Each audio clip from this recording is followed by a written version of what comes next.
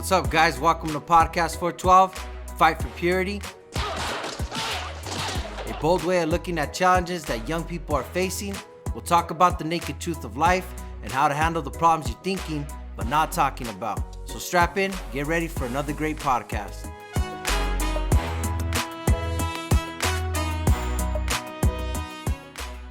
Hi guys, welcome back. We are on our final episode of Purity and Boundaries, and we're going to continue what we were saying last time about fathers. And last time we were just talking about how fathers kind of give you that security and that safety that we were talking about before, and how it connects to boundaries and how it connects to our purity, and how they have a really big influence as far as daughters go.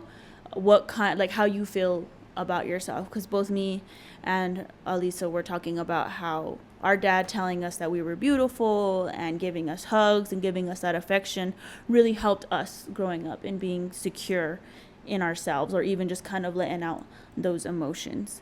And so I don't know if there's anything else anybody wants to add about fathers as far as about boundaries or purity. So I wasn't here last time, but just to touch on fathers and the role that they play of the security, I felt like when I didn't have my father, I was trying to fill a role there of I guess the role that I'm supposed to have. Wasn't able to fulfill that because I was trying to fulfill the place of where my dad was missing too, and because my mom wasn't always the greatest, and so I always felt like I had to protect her as well, which is the role of a father. He's your covering, they protect you, and so not having that really it kind of hardened me. I think wasn't as gentle. I'm not as gentle as I should be, and I've had to learn that along the years. But that's all I wanted to add. Anybody else? No? Okay. Oh, sorry. No, I'm looking. Well, I just think because I didn't have my dad. So I was constantly searching, and the whole insecurity aspect of it. There was no confidence at all, because your dad, well, even with just parents in general, they're supposed to help you with that. And I guess in a sense to help you build that. And I think dads are a major part of it. And then now having him in my life, I see the difference in what should have been there when I was younger. And I guess it's late, but not too late in a sense. So I don't know. I think just with the insecurities, I don't know. Yeah, and hearing what you guys have said from listening, I don't know what that even is. I'm just kidding. And so even in marriage, it's I've had to learn even, the role of what my husband is. So it's it's made me struggle in those areas of knowing what his place is and the way a dad loves. I don't know what that is, so when I see it sometimes I'm I don't understand it, or, I think it shouldn't be that way. And when I look at other dads, I'm gosh, I guess all dads are just like that. And I just don't know what that is, So I guess in the role of my identity of who I was and who I should be, and my confidence as a woman, that lacked in my life with the lack of a father. Yeah, I think in not, like you said, lacking a father, I think you kind of go on a search for somebody to fill that space or that place, but you're not doing that consciously. You really start looking for somebody to kind of fill that gap, and and you don't even care. Well, I didn't care who that was. You know what I mean? It was whoever paid attention to me or whoever talk to me, then that was that was good. That was good enough. Yeah, it was just settling for whatever came your way. It wasn't even you didn't even have a standard at all, because you didn't know what that standard was. Yeah, just whoever pulled on your heartstrings. Yeah. Well, yeah, and whoever made you feel secure enough, even if it was a lie. Yeah. Yeah, and it was. Yeah, and it didn't even have to be it didn't take a lot of convincing. Yeah. There wasn't a whole lot, any hurdles to really jump over, It was, It was just you're pretty. It was just, you're pretty or whatever, There wasn't a whole lot because you don't know what it looks like. You don't know, what real, genuine care or real love looks like. And so I think that's probably one of the biggest things, in when we talked about purity, is that you have to know kind of what it looks like, you know. And I didn't know what it looked like, you know. I just thought, well, if a guy pays attention to me, well, cool, you know. So I think that's one way to look at it is understanding that fathers play such a, you know, parents play a big role in shaping that in your life, you know. Is just, you know, if you're secure and you feel confident, you know, because you have a dad, you know, you feel good about who you are, you're the person that you are, you know, because he tells you, you know, he brings that affirmation to you, and you know, that helps you. And then you also have a role model. You have somebody that you can look at. How does my dad, you know, or my father treat, you know, his mom or my mom, you know? How does he, you know, what does he do, you know? So you see it play out, you know. And so you know what a good man looks like when you have a good father. When you have a father that's involved, and you know, when you have a father that's there and is affectionate, then you kind of have a reference point, you know. But I think, like, for me, I didn't have that you know, that reference. I didn't know what it looked like, you know. I just knew it was male. Okay, you know. That's about it, you know. So it's a guy. Okay. Well, I don't know if it's easier for you, like, when you're looking, or, you know, for a spouse, like, to look at the red flags of stuff. Yeah. You know, like, you don't know what to look for. Like, oh, that's a red flag. You know, that's not how a man should act. You know, I don't know if that was easier, you know. And I mean, yeah, definitely. It definitely made things easier knowing what a guy shouldn't be doing or shouldn't be treating a woman. And then even, because like you were saying, like, you didn't have a reference point. A father figure doesn't necessarily have to be your father if there's not one at your home. I know for us growing up in church, there were other kids who didn't have dads for whatever reason. They were able to look up to our dad or to my dad, and they were able to look at him and have that reference point, you know. And so for those of you who actually don't have a father at home, that doesn't mean you don't have to have a reference point. You can find those reference points in places. And for us, or at least for this podcast specifically, the biggest and best reference point we can offer you is the church, at least our church, because our pastor, and there are men there who are learning to be fathers or who are fathers, and they're able to be that reference point for others around who don't have that. And then you said something earlier about identity and how they're able to like kind of shape that with you. And I think another big part of how your identity is shaped is your mother as well. We haven't really touched on moms too much. It's not on purpose. No. And I think we were talking about it before, and about how we kind of agreed that mothers, they give you a different sense of security. They're kind of that, they set the standard for what a woman should be. You know, what kind, like how like, I don't know, you described it best earlier. I don't know how to I don't remember like, of how, so when I think my mom wasn't like the best role model, but when you look at women too, I guess I could use my auntie as an example. The way she carried herself, the way she allowed people to treat her, the way that she treated her son, like, you know, I mean, she had got saved when my cousin was, I don't know, 2, or maybe he was like young. I don't know how old he was, but like just seeing her, the way she carried herself and the way that she mothered, I guess, you know, like was it was nice to see that. Sorry, I know I said stuff earlier. I'm like, how do I put it into words again?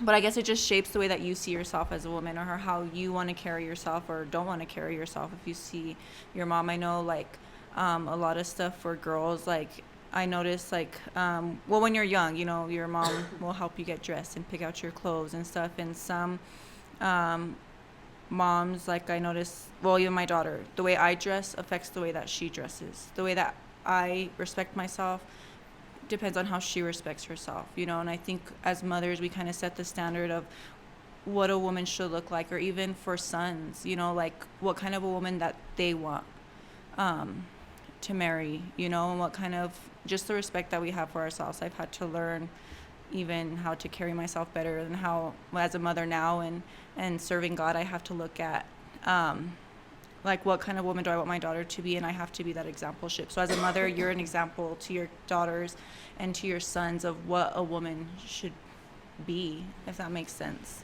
Well, I think even what's normal because you know we all grow up in our own situations and everything, and we think in our head this is normal because that's all we see every day, you know. So understanding that the way you act is how your kids are going to compare. That's how they're going to see. That's the lens they're given for the rest of the world. So how you treat your kids when you're upset, or how you treat your family when you're sad, or when you're happy, the things that you do, your traits and everything, that's, they're like, okay, well, this is normal. So if somebody else isn't doing that, then so it's like that filter we were talking about with earlier, about how you're kind of, in our very first couple episodes, we talked about how we kind of said parents are one of the starting points for purity in your lives. And that's kind of what we're saying here, is that if you're a parent, you're that precursor, you're the pre-filter before they have the choice. The pre-filter. You're kind of setting boundaries a little bit for your kids, and then they're going to look at those boundaries and decide as they get older whether or not they want to keep them or change them. And if they want to keep them, it's because you're doing a good job. They're like, I like those boundaries, those are really good for me. Or if they end up changing them for whatever reason, it's just because things change. But it's just understanding that as a father and a mother, you're kind of shaping the foundation of the boundaries for your kids. And I think that's, like, growing up for me, like, my mom was the boundary enforcer.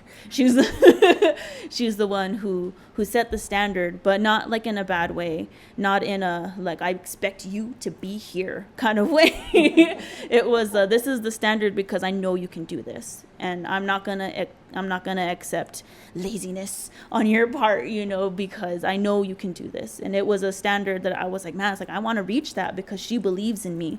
She thinks that I can do this, so I want to be that, for her. So that's part of the reason why I kept some of my boundaries, was because I was like, I want to meet that standard, not just for my mother, but because I was like, that's the kind of person I want to be based off of her standards and based off the kind of person that she was.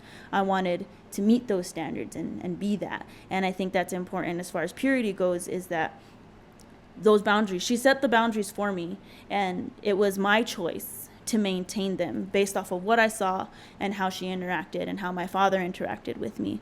And I think that's, like, super important as a younger person, if you're listening, is that your parents have set certain boundaries, and it's up to you whether or not you're gonna enforce them or build on them or change them. Well, even for parents too, to live out the standards that you're setting, that was really important.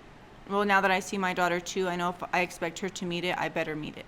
If I when for Mother's Day, she wrote me a card, and so it was kind of like, oh, I guess I'm doing okay, because she's like, like saying that, like, if she could just be some of the woman that I am now. I was like, oh my gosh, I'm doing something right, and I hope, and I know she can do better than me because she doesn't have those same obstacles. She didn't have to go through, and that was something I had to work through, and so, like, as parents, like, really, if you're going to set the standard for your kids, you meet that standard too, because I think that's really important. I'm sure your guys' mom met that standard and went above it, and she wasn't expecting you to do something that she wasn't also doing herself. Because that was very helpful, very helpful, because one of the things was I noticed with other parents from, like, friends is, like, yes, like, they would tell me they want me to do this and this and this, but when they go home, they're not doing it themselves. They might be doing it in public,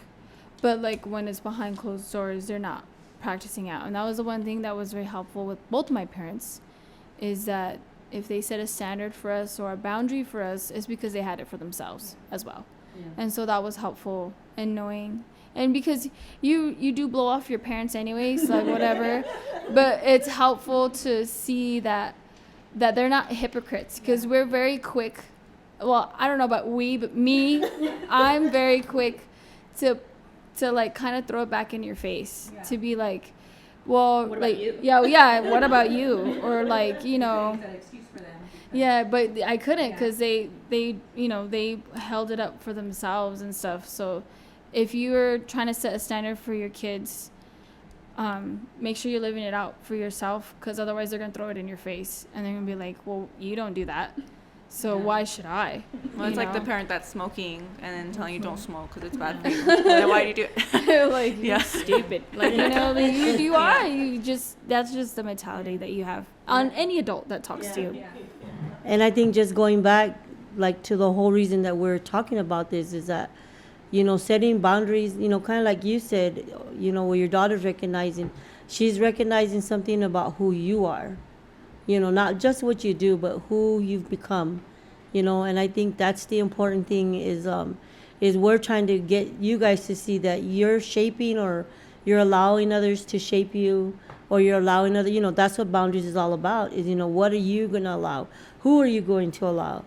What are you going to allow in your mind? What are you going to allow in your emotions?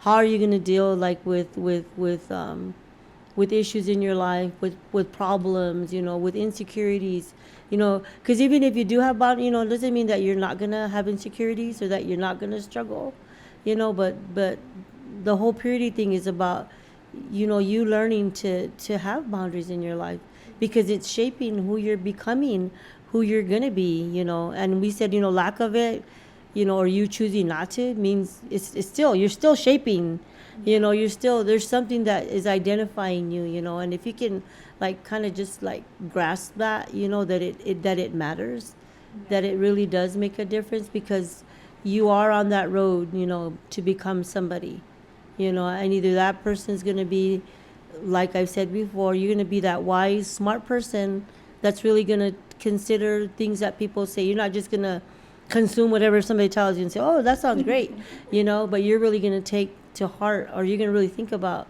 the things that you're doing. You're going to think about the things that other people are telling you to do. You're going to think about the things that you're listening to, you know. And that might sound, like, difficult sometimes, you know, like, you know, that's so much work, you know, but it's so important, because, you know, you are, you know, like, I know I heard it growing up, you are what you eat, you know, I mean, and it's true, you know, if you're going to be healthy as a, you know, in a physical sense, you know, you really do have to watch what you eat, you know, what you do, what you don't do, you know. And it's the same thing, you know, with boundaries and have, you know, purity is if you really want, like, a whole, not whole, some character and some backbone, that's what I say, you know, then you're gonna have to make those choices, you know. And sometimes it is hard, but, you know, it pays off in the end. And it's achievable, because I wasn't always, like, I didn't always have these standards. I mean, you guys have heard me in the other episodes and my lack of boundaries. I'm just kidding. But you know, it took some discipline and stuff. And for those of you out there, if you don't have good examples, I know, like, I can look at certain people's lives and the outcomes, and even in raising my kids, I look at their kids, or I look at the way that they live their life and, like, what their life has to show. So if you can find someone and look at their life and look at the, I guess you say, the fruit of it, or the the results of their life, like, you can see that they're living out what they're telling you. And then if you look at someone, they're giving you advice, look at their life, look at their kids, look at, you know, I mean, their kids will make mistakes too and make their own decisions, but even in their life, if they're living it out and you see that the results of their life match what they're telling you, like, those are people you can look up to, you know. Because I know, like, I can look up to you, and, you know, like, your kids are all serving God, and that's a result of, I know, like, it was your parenting and stuff and decisions you made and stuff you learned along the way, and I know I can go to you for advice, or, you know, I know who I can go to and who not to, based on the fruit of their life. And, like, when you mentioned about, like, you know, the work and having to, like, so, like, what came to mind is, like, you know, someone's that's paving a road, like, we're paving our way, we're making this through our destination, you know, paving a road. It's going to take work and dedication to be able to have a smooth, it's not always going to be smooth, but just, like, for it to be, It's like Cars. a good, so it's like the movie Cars, you know, he's in a rush to get it done, and it's all bumpy, and it's, like, not worth what it should be, you know. And then, like, when he actually does put in the time and the work and the effort to, like, actually make the road, yes, there's difficult and struggles and things that are going to come along the way, but, like, if you really work through it and you have what would you say, discipline, to get the work done, it becomes this, like, Something you're proud of. something you're proud of, Relationships. and he built the relationships along the way. People ended up liking him, and not that that's the goal, but, like, you know, when you're proud of yourself, you're somebody other people want to be around. You know, You're not a downer. Yeah. You know, like it really does help you, and it does help your relationships. And I always think of this thing where they say like anything like good and anything worthwhile is gonna take time. It's gonna take work. Yeah, it's gonna cost you something if you want it to last, and if you want it to mean anything valuable there's struggles and work and time and patience, you know. It's an ordeal. But yeah, no, go ahead. And then even I know we keep saying that it's hard to, you know, do the right thing, but it's also hard to not do anything as well. Yeah. Because I know you're thinking, well, that's a lot of work. It's a lot of work also to do nothing. Mm-hmm. Like how you use that I guess metaphor or whatever of cars about paving a road. You know, yes, it's discipline to pave the road, and it's easier on you. You're the car. It's easy on the car. But if you don't pave a road and it's all bumpy and you're going to jack up your car. So it's hard. There's a cost either way.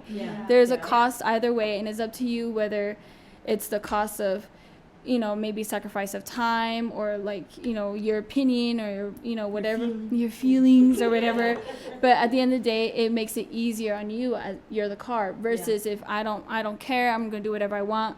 Eventually that road is going to jack you up, your bumper's going to fall off and like, you know. And you lose your identity. You lose your identity not doing the hard things, not disciplining yourself. Like you lose your identity. Everyone's telling you who you are. You should do this, you should do that. And you lose your identity along the way. You know what I mean? You lose who you are. But like when you discipline yourself, I feel like you find your identity in that because, all of our fingerprints we're all unique. You know, none of us are the same. Everyone compares themselves to other people, but not one of us are the same here, you know. And all the people identical twins have different fingerprints. But doing the hard things now saves you later on. If you do it the easy way or you just do whatever you want, you reap the consequences later because they're not always immediate. And it's like no pain, no gain, right? We all know that one, you know. But also it's not all hard. It's not like every minute, every day, oh my gosh, you know, it's such a struggle. You know, it's not all, man, there are days where it's like, man, I'm so glad that I didn't do that. I am so relieved that I didn't go there. Or I'm so, you know what, I saved myself so much stress. Because it's, we are saying, because it is going to be hard. But it doesn't mean every day it's going to be hard. Every day you wake up, when you go to sleep, you know. Every waking hour. But what you're doing is you're building muscles in yourself. You know, like emotional muscles, mental muscles, you know, character. You're building that up in your life when you make decisions that kind of might push against what everybody else is doing. But you're building muscles, and it gets easier to say no. It gets easier to say, you know what, I'm not going there. And man, and then people start to look at you like, wow, okay, you know, and they start to have respect for you, and they start to, you know, they don't push back so much. And so that's what that's what we're saying about purity, is that it's worth it. Okay, it's a fight worth fighting for.